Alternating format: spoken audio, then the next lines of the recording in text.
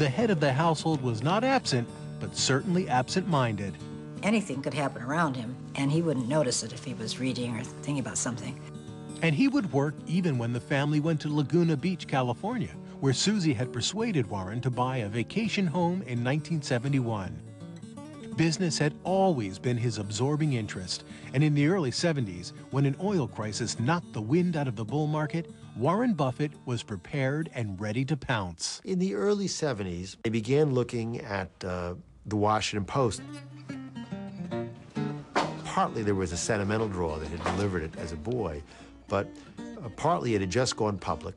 My first contact was a letter from Warren because he had bought 5% of the company and never heard of him. Catherine Graham, the head of the family-owned paper, had been thrust unprepared into the leadership role by her husband's death in 1963. I think she was insecure as could be. The learning process was quite lengthy, especially on the business side. Then Warren Buffett entered the picture. I remember that everybody started talking about him and who the hell is Warren Buffett and what are his intentions? Are they honorable? Are they dishonorable? What did he mean to do by this? We literally knew nothing about him. Warren Buffett, on the other hand, had learned everything there was to learn about the Post. Warren never does anything without doing his homework, and he really studied up on. He even bought my mother's autobiography from the Omaha library. He said nobody had ever taken it out. I mean, he just sops up information. Nobody knew what he was up to, and that was making the Post management nervous.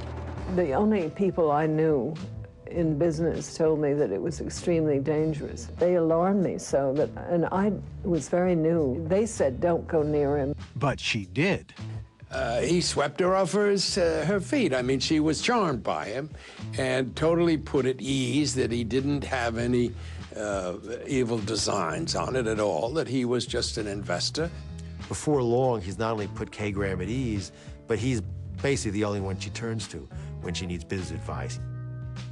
He really educated me totally. He would bring with him 10 annual reports or more, and he would say, now, I want to show you these annual reports, and this is a good business.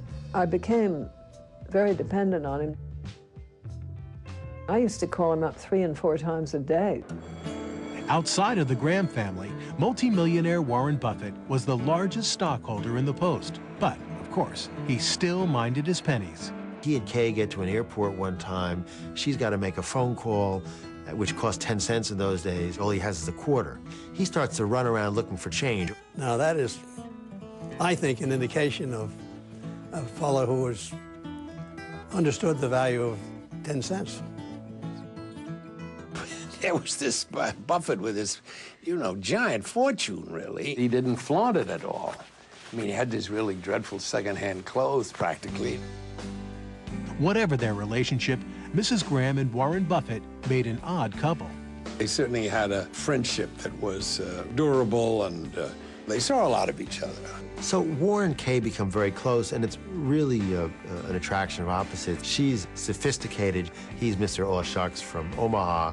But I think they each give something to the other. I would try to, what I call, housebreak him, because when he and I became friends, I don't think he'd ever sat down for a meal, because he liked fast foods and hamburger places. And Okay. Have a nice day coming in. he met a lobster for the first time in his life. And we all were eating our lobster, and I suddenly looked at him, and he was attacking the back of the lobster, which, of course, was totally resistant. And I said, Warren, if you turned it over, you might have better luck. Mrs. Graham's circle was a new world to Warren Buffett. That was his introduction to East Coast elite power circles and on. And I think he got a buzz out of it.